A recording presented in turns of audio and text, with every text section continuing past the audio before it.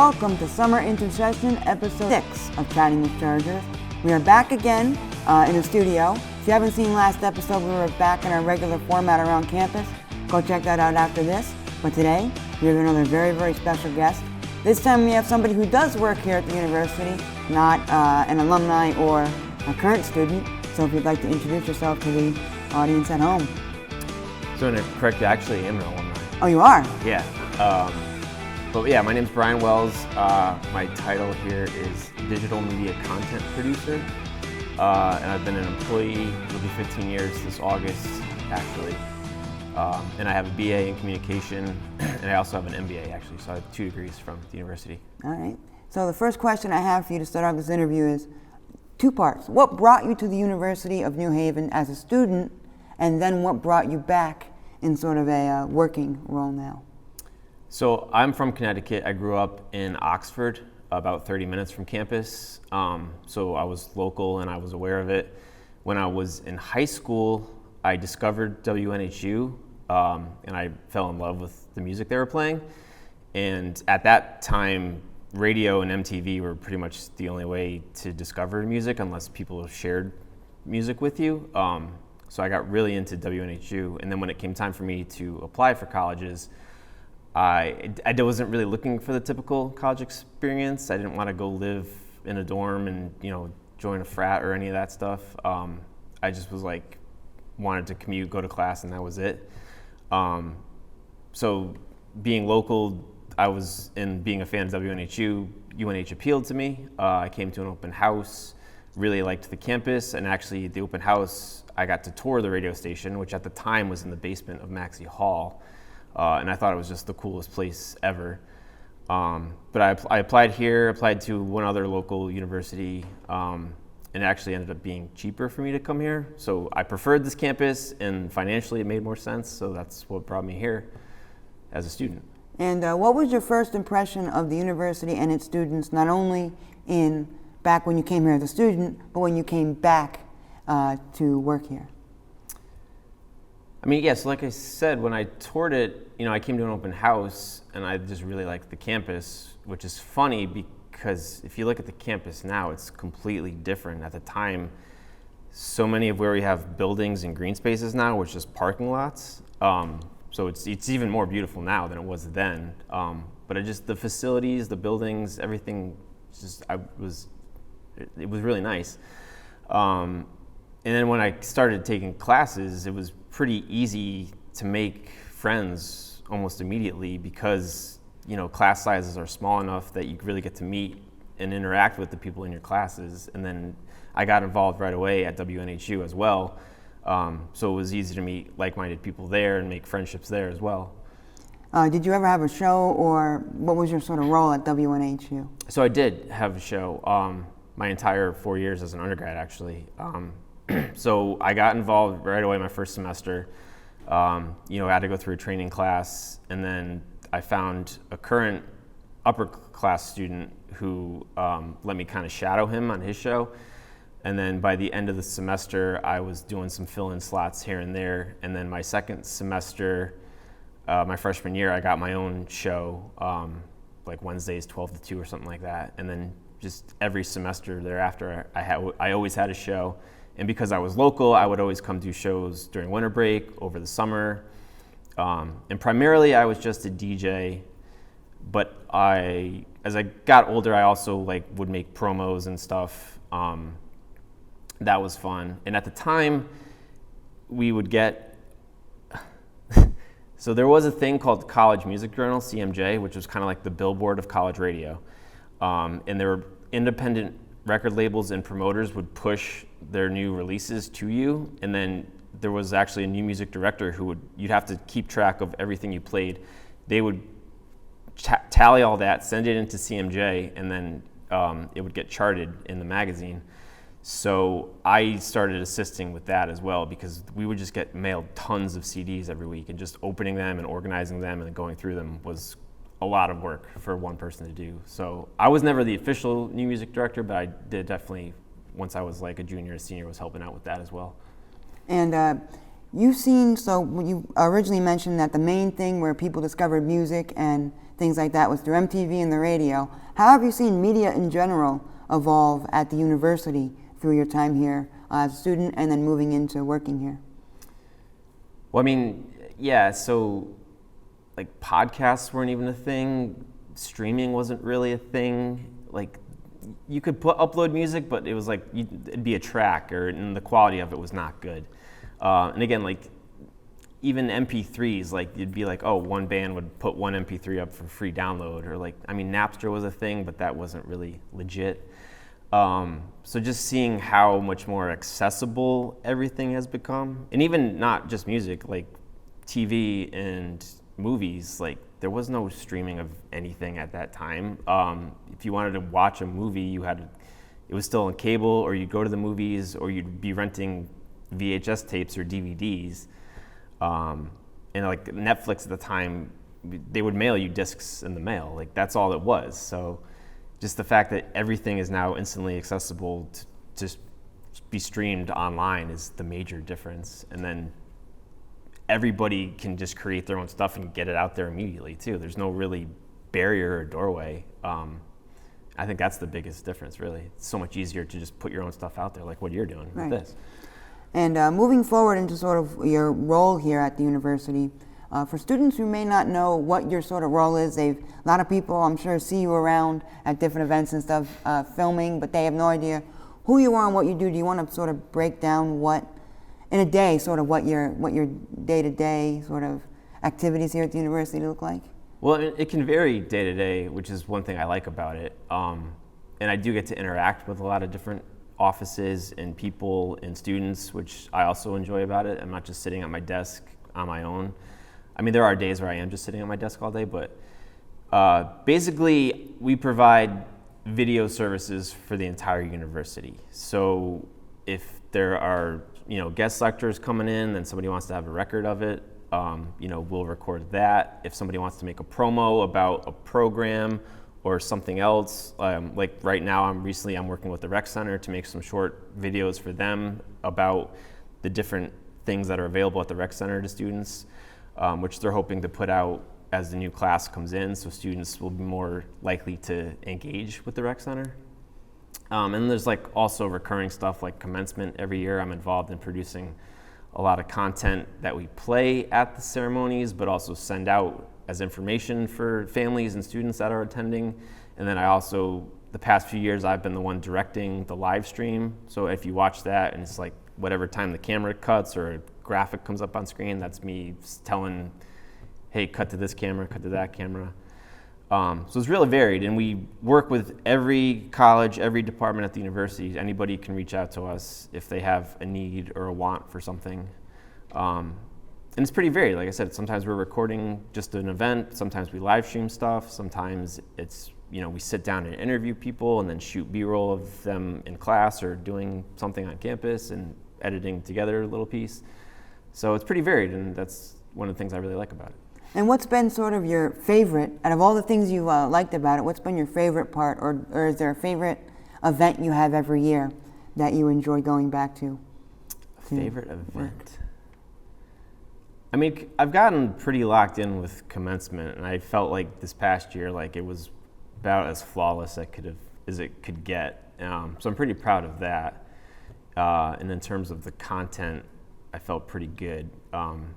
With that, you're always kind of coming down to the wire because you have a hard deadline. And there's a balance of like, you don't want to send stuff out too early, but you don't want to send it out too late. So, and then coordinating schedules to film stuff can be tough too.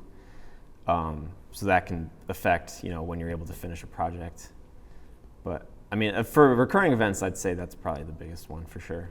And how do the students sort of fit into your day-to-day operations when you're filming, whether that's assisting you, being the sort of cast of your film, the talent, and how does that all fit in, and what have you learned from working with so many different students, not just communication students, but students across the entire university? So I guess, there's two parts to that. So we do have student employees that work with us in our office, and I try to be kind of a mentor to them and use them like to assist us, because sometimes certain events we need more than one camera operator, or if we want to live stream something, somebody has to be switching it live and monitoring the stream, but also operating cameras. So it's hard to do everything yourself, even though I do kind of prefer. I'm not good at delegating sometimes, but yeah, and then it's just a matter of the student staff, when they're available, what they're able to do, what their skill set is, what they may or may not have learned already. But then I also try to teach them too. So it's like, all right, you don't know how to do this, but if you're available and you want to help me, I can show you, I can help you learn how to do this. And then in terms of any projects I do interacting with students, it all kind of depends really on what the project is and what the students are. But that one thing I'd say is like, a lot of times whatever we do, the students, they're always speaking so positively about their experiences, whether it's talking about how much they loved going to Prado, or how much they love, working at the rec center, or how much they love their engineering program or something like that. Or recently, like, because we just did orientation, how much, the student orientation leaders, like how just excited and in their general enthusiasm and the spirit they have for being a Charger, like that comes through. And why do you think it's important, sort of outside of the classroom, and this is more specifically for communication students, why is it important for students to get this hands-on experience outside of the classroom, sort of working with you or doing their own personal projects outside of the classroom, beyond what the project may be given in class or what they may be taught in class?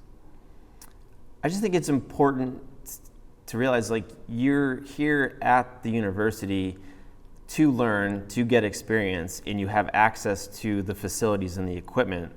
So take advantage of that as much as you can while you have access to it. So if you know how to use a camera and you have an idea to go film a music video or make a short film or do like what you're doing, create your own podcast and create visual content to go along with it, like, that's the best time to learn and grow. And then once you graduate, you have this whole portfolio that you can show to potential employers, or build on that to do something on your own and maybe make money off it eventually. I would also say, I don't think it's just communication. Like, literally every college, every department here has some sort of hands-on experiential component to it. Like, you're in a lab, or you're in the makerspace, or health sciences has their One Care Lane facilities where they're teaching stuff. There's all the labs in Gehring Hall for the Lee College. Engineering has all their labs. Like, it's every school, every department. Even my MBA, our capstone project, we were working with Webster Bank and people that actually worked in the bank, and they were coming to class, and we were collaborating with them on a real project that they wanted to work on. So everybody gets that hands-on experiential experience, which I think is awesome. And then to go more specific into communications, with the accessibility of something like an iPhone, or being able to film, edit, and sort of produce something all on your own, why do you think it's important still for students and for other departments to rely on sort of, I don't want to call it the old methods, but the methods of actually having a camera crew come in and set it up and do a shoot with a camera, rather than just on your iPhone with a mic? Or do you think that's the way they should do it?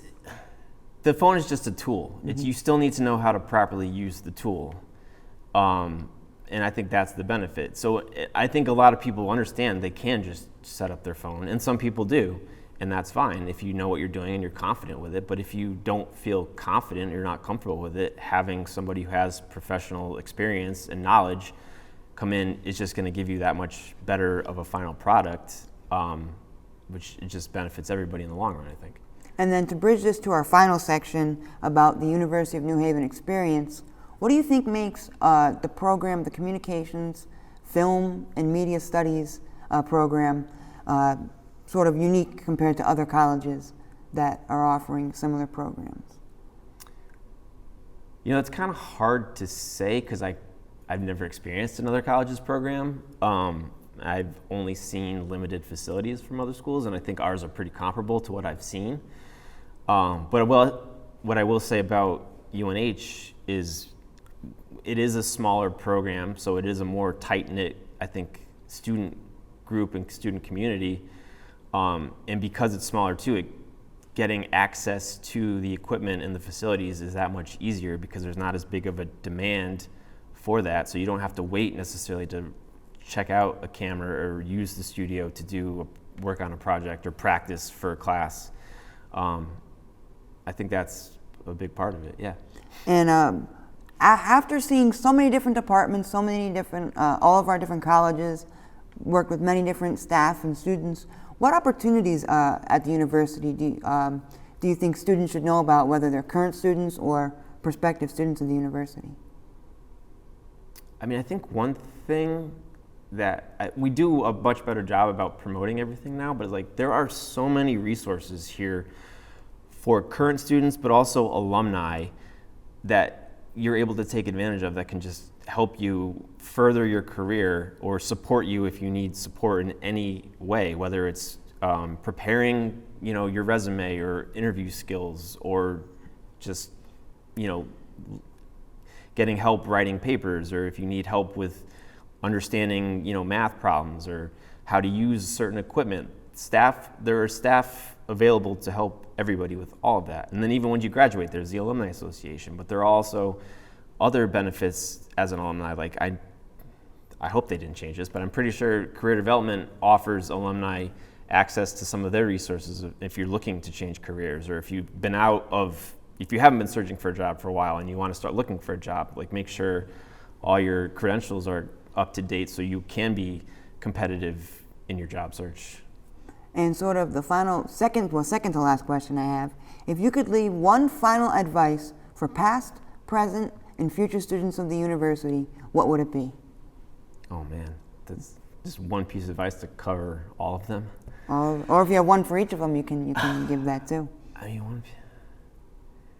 It's all about, yes, we have an amazing campus and amazing faculty and staff and facilities, but it's also about what you put into it. So if you just show up and do the bare minimum and don't get involved and don't use the resources available to you, you're not going to get anything out of it. So I think you really need to make the effort to get involved, to get more out of it, and it's just going to benefit you in the long run. And then the final question, well, it's more of a statement, I would say. Could you tell the audience, if they're here at the university and would like to use your services, how can they get in contact with you for more information, or if they have any further questions for you and your department? Just emailing me directly, bwells, BWELLS, @newhaven.edu. My office is in Maxey Hall. I'm in 118B. It's a suite, and my office is number 10 in that suite. And because I'm a staff member, I am on campus Monday through Friday, normal business hours, 8:30 to 4:30.